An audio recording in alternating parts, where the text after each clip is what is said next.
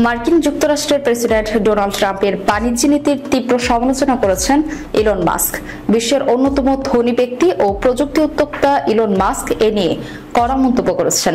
এই ঘটনার পর শুল্ক নীতি নিয়ে ট্রাম্প শিবিরে গৃহদাহের ইঙ্গিত পাচ্ছেন অনেকে, যদিও বুধবার থেকে পাল্টা শুল্ক কার্যকর শুরু করেছে যুক্তরাষ্ট্র। ফিনান্সিয়াল টাইমসের প্রতিবেদনে বলা হয়েছে, ইলন মাস্ক মঙ্গলবার ট্রাম্পের বাণিজ্যিক বিষয়ক প্রধান পরামর্শক পিটার নাভারোকে সরাসরি নির্বোধ ও অকাঠ মূর্খ বলে আক্রমণ করেন। নাভারো সম্প্রতি এক টেলিভিশন সাক্ষাৎকারে মাস্ককে গাড়ি সংযোজনকারী আখ্যা দেন। তিনি বলেন, মাস্ক যা কিছু করেন সবই তার নিজস্ব স্বার্থ রক্ষার জন্য। পরে কড়া ভাষার এর প্রতিক্রিয়া জানান মাস্ক।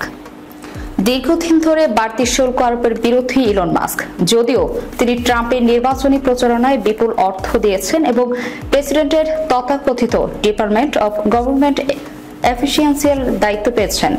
মাস্ক অবশ্য বেশ কিছুদিন ধরে হোয়াইট হাউসের বাণিজ্য নীতি নিয়ে তার অসন্তোষের কথা নানাভাবে প্রকাশ করে আসছিলেন। সম্প্রতি ইতালির ডানপন্থী উপপ্রধানমন্ত্রী মাত্তেও সালভিনি আয়োজিত এক সম্মেলনে ভার্চুয়ালি যোগ দিয়ে ইলন মাস্ক আশা প্রকাশ করেন, যুক্তরাষ্ট্র ও ইউরোপ কার্যকরভাবে একটি মুক্ত বাণিজ্য অঞ্চল তৈরি করে শূন্য শুল্কের পরিস্থিতিতে পৌঁছাবে।